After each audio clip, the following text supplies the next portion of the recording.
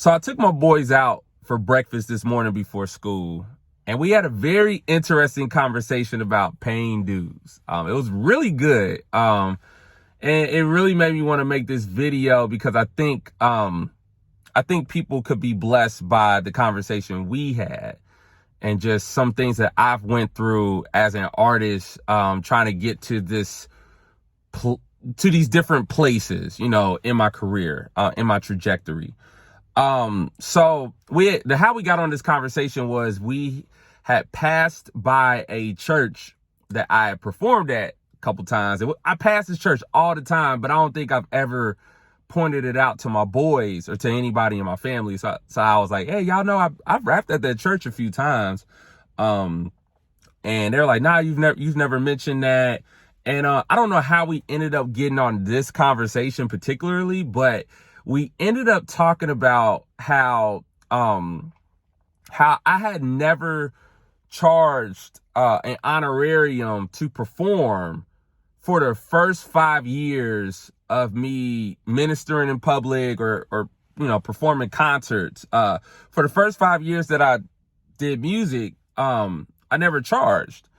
And I think part of that was because I was super excited just to be a Christian. I just wanted to share my faith through my art. I think a lot of that had to do with it, but I think also just the way I'm wired, I think I understood this concept of I needed them more than they needed me, basically.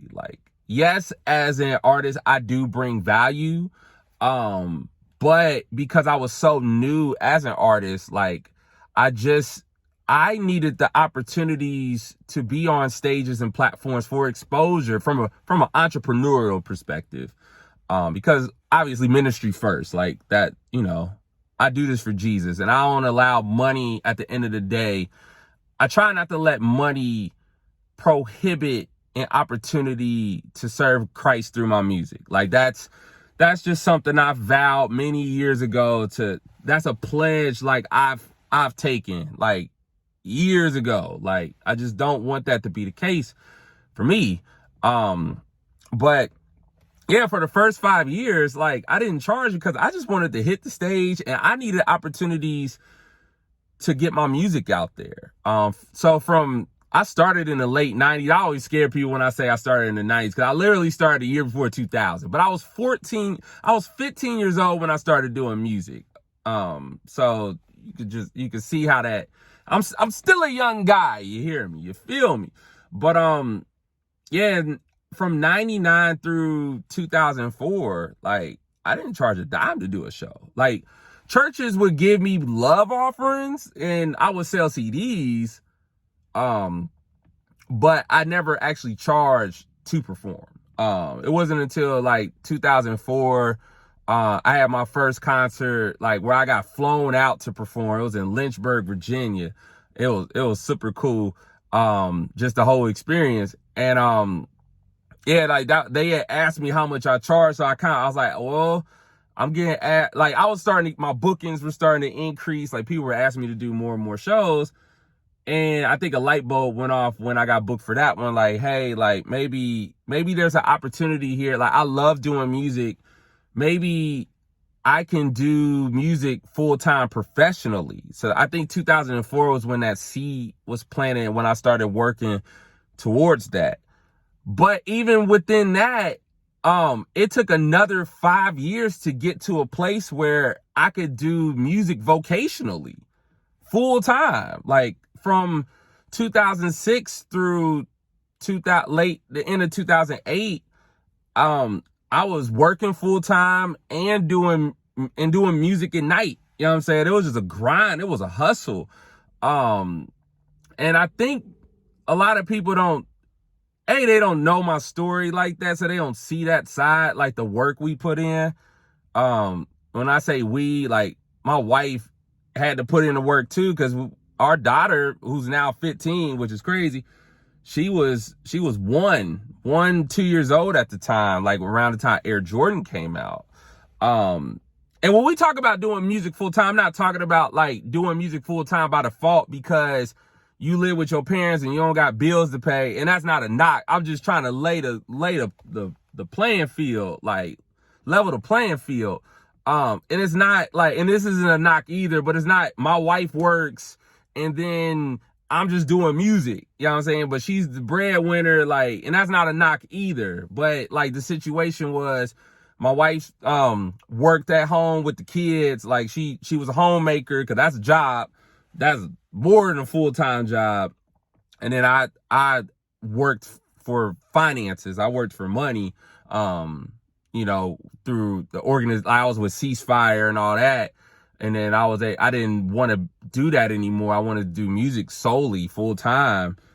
But it took 10 years. It took a whole decade from when I first started doing music, to where I actually got to a place where I was making enough money from music to where if I stepped away and put those 40 hours a week towards music solely, whether that's music production or performing, royalties, selling CDs, etc., that I could make more money than what I was making at my job at the time. It took 10 years to get to that point. And I think because we live in this TikTok generation, I think it's always been there, but I think it's even more exploited now. And it's not a knock against TikTok and if you go viral, because going viral is hard. If going viral was easy, everybody would go viral. But I feel like people had these unrealistic expectations that, hey, if I start and even if you're good, like, even if you're really good, just because you're good doesn't mean you're just going to go viral and blow up and be able to do music, you know, full time or make a lot of bread from it. Like, you got to pay your dues. You got to put in the work. Like, not only did I put in the work, like, you know, not charging for shows, just doing whatever concerts I could, just because I had to get out there, driving to shows, driving hours to shows, sleeping on floors, sleeping on couches, catching Greyhounds, catching, just however I could get there, rental cars out of my own dime, all those kind of things, plane tickets out of my own dime. I had to pay my dues through actually making the music, because of course, when I hit the stage, like I'm performing music that I made in my studio, which I'm gonna post a picture of my old studio. Like, y'all see my studio now. It's nice. You know, my wife really hooked it up, and then, you know, I got better equipment that I've ever had. But I didn't start with that. I didn't start with hardly nothing. And that's a whole nother story within itself. But I was telling my boys this too. I was like, because we call him Uncle Donnie. But D-Mob, he recorded 2 of his albums at my apartment at the time, like at my first studio. And I recorded Boom Baptism with Air Jordan on the High. Man, when we recorded them songs, y'all, we had half a gig of RAM on a Mac Mini. Do you know how hard that is? Like, man, that thing was buffering so much and it would just cut off or it would just crash. Man, the studio was 104 degrees. I kid you not, I took a picture of the thermometer once. It was 104 degrees in the studio because we ain't had central air. But we didn't care. Like, we was just like, we believed in what God was doing through us, and we just wanted to materialize it. We wanted to make it happen. We wanted to make these songs and record and share it with the world. And the thought of that outweighed any opposition that was in our face, that was in our way, trying to stop us, fatigue, being tired, not getting to where we want to get to when we want to get there. Like, none of that mattered because we had a vision. And here's the thing, like, you could pay dues and there's a good chance that what you're working for doesn't happen. But I'm willing to live with that. Like, I'm willing to put in the work and it doesn't happen. I'd rather that than I don't put in the work because I'm scared, because of fear, because I don't feel like doing all that, because I want to be comfortable. And then I live in regret. Like, what if I did put in the work? What if I did pay my dues? Like, I'd rather do the former than the latter.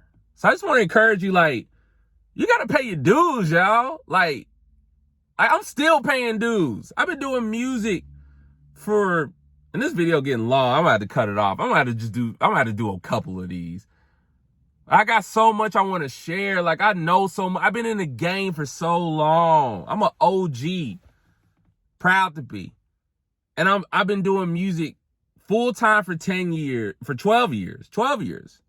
Like, and I guess some people hit me up, like people buy beats from me and they'll text me the next day like, yo, don't forget about me. Like, you got me right. I'm like, dude, this is what I do for a living. This is my profession.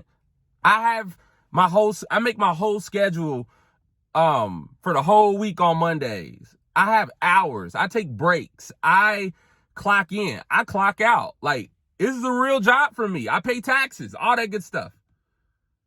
So, like, I'm still paying dues. I'm not where I want to be.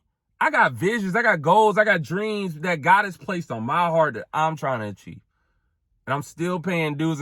Do I get discouraged? Yeah. Yeah, I get discouraged because I'm like, man, is it too late? Has the boat passed? Has the bus came? I said that 5 years ago on the 8th. And I believe it hasn't, because so many, like, God has opened so many doors and has allowed me to work with so many people. And this thing is still like, and it's not always easy. And sometimes it's really hard. Y'all. But I'm telling you, like, I believe in the vision God gave me. And if I fail, if I don't reach that pinnacle, that point that I want to reach, like, I can live with the fact that I tried, and then I can pivot and do something else. I don't want to live with regret. I hope you don't want to live with regret. So pay your dues, put in the work, and just know that God is with you and that he is ordering your steps. Like the Bible says in Romans 8:28, and I'll leave with this, like, all things work together for the good of those who love God, who are called according to his purpose. So don't fear what could happen or what won't happen. Just trust that God, like, whatever is to happen, like, that God is putting the ideas and concepts inside of you to materialize. So be blessed, y'all, and put in the work.